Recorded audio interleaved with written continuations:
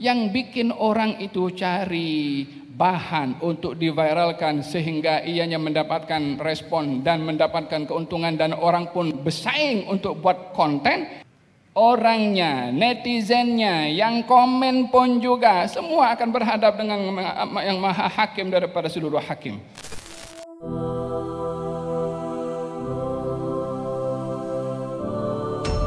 Hikmah daripada Isra dan Mi'raj, sikap baginda Rasulullah bukan menginginkan perhatian daripada publik, berbandingkan beliau menginginkan publik yang mesti mendengar apa yang dikatakan oleh beliau.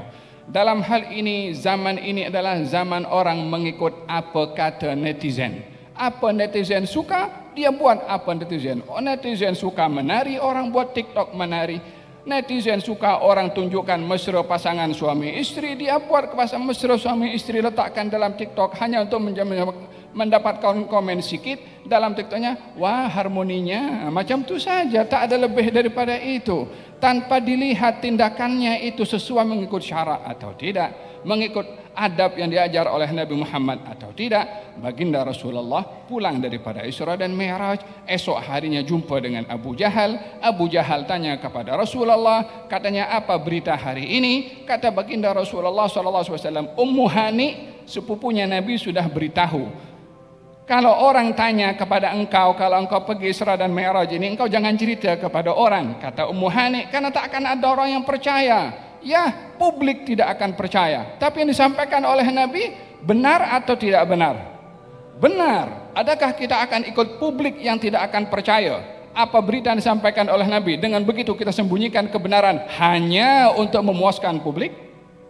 Ataukah kita mempertahankan kebenaran dan kita ubah opini publik supaya percaya kebenaran? Mana yang mesti dipertahankan? Publik atau kebenaran yang mesti disampaikan dan merubah persepsinya publik?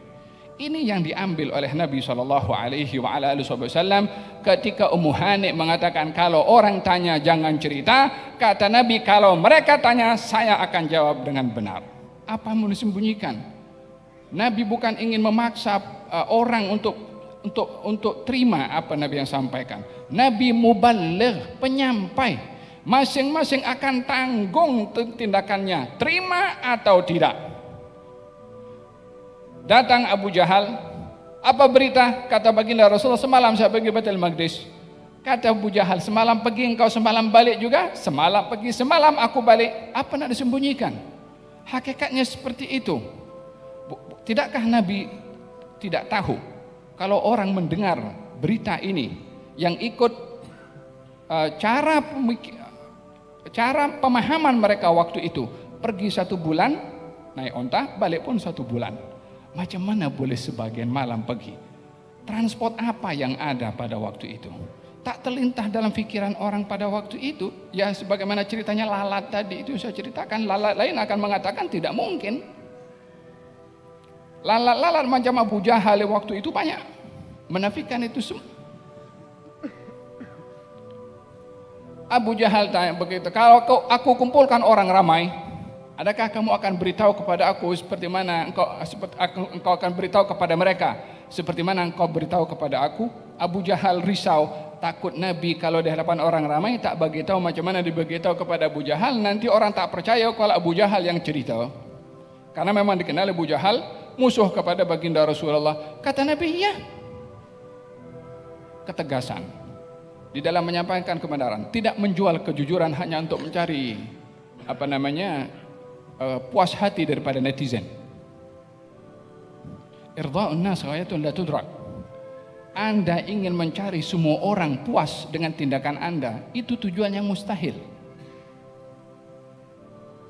Lebih jelas lagi, apa yang akan netizen beri jaminan kepada Anda di hadapan Allah kalau tindakan Anda untuk memuaskan netizen itu bertentangan dengan apa yang Allah mahukan kepada Anda. Di hari kiamat nanti netizen akan datang, ya Rab, aku bagi syafaat kepada dia. Netizen akan cakap macam tu. Orangnya, netizennya, yang komen pun juga semua akan berhadap dengan yang maha hakim daripada seluruh hakim. Yang mencari kepuasan daripada netizen akan disoal, netizennya yang komen pun juga akan disoal. Masing-masing akan berhadapan dengan Allah, ma yalfidhu min qaulin illa ladaihi raqibun atid. Tidak orang melafaz suatu lafaz kecuali catatannya dicatat. Masing-masing akan menghadap. Walihada kata baginda Rasulullah bersabda, la yakun ahadukum imma'ah. Kamu jangan menjadi orang pak turut ikut apa kata orang. Lakin waqtinu anfusakum. Tegakkan kamu dengan prinsip. Kalau orang berbuat benar ikut kebenaran. Kalau orang berbuat salah jangan buat salah. Itu dipertahankan. Walihada baginda Rasulullah SAW ketika dikumpulkan orang-orang musyrik pada waktu itu beroleh Abu Jahal. Kata Abu Jahal mengatakan, ya Muhammad, tadi kamu cerita kepada saya, coba cerita kepada mereka. Disampaikan oleh Nabi. Semalam saya pergi Baitul Maqdis, semalam juga saya balik. Ada yang pegang kepala, ada yang palingkan wajahnya, ada yang macam-macam tindakan yang mendustakan baginda Rasulullah SAW. Adapun yang awalnya jinak-jinak kepada Nabi bertukar menjadi orang yang menolak kepada Nabi. Lalu adakah kisah Isra Mi'raj yang terjadi? Tidak betul. Kalau tidak, kita datang ke sini untuk apa? Setiap bulan Rajab tanggal 27 Rajab orang di semerata dunia mereka Isra Mi'raj.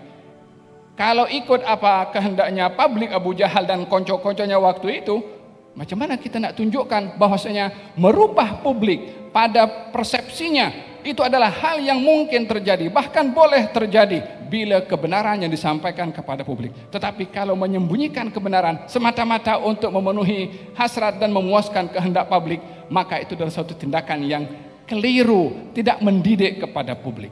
Oleh sebab itu ambillah hikmah daripada peristiwa Isra dan Mi'raj. Nabi Muhammad SAW hendaklah kita mencari memuaskan Allah Subhanahu wa taala. Kalau kita berusaha memuaskan Allah, makhluknya Allah, hati makhluk ini ada dalam genggamannya Allah Subhanahu wa taala. Jangan takut didustakan oleh publik kalau perkara yang disampaikan itu adalah benar. Pada masa yang sama, jangan bikin kecoh kepada publik. Jangan viralkan hal-hal yang bikin publik pun juga akan menjadi sibuk dengan hal-hal yang diviralkan. Publik pun juga satu hal, netizen pun juga ini satu hal. Yang bikin orang itu cari bahan untuk diviralkan sehingga ianya mendapatkan respon dan mendapatkan keuntungan, dan orang pun bersaing untuk buat konten yang menjadi sebab utama netizen. Jadi biar netizen cerdik, cerdas. Yang bikin konten bukan menjamin Anda nanti di hari kiamat. Yang bikin konten untuk mendapatkan sokongan, kalau batil-batil, kalau salah-salah, kalau mungkar-mungkar. Jangan bagi subscribe kepada apapun yang ia bertentangan dengan manhaj, dan juga menjadi tanggung jawab kepada Anda hatta subscribers yang Anda berikan kepada hal-hal yang mungkar.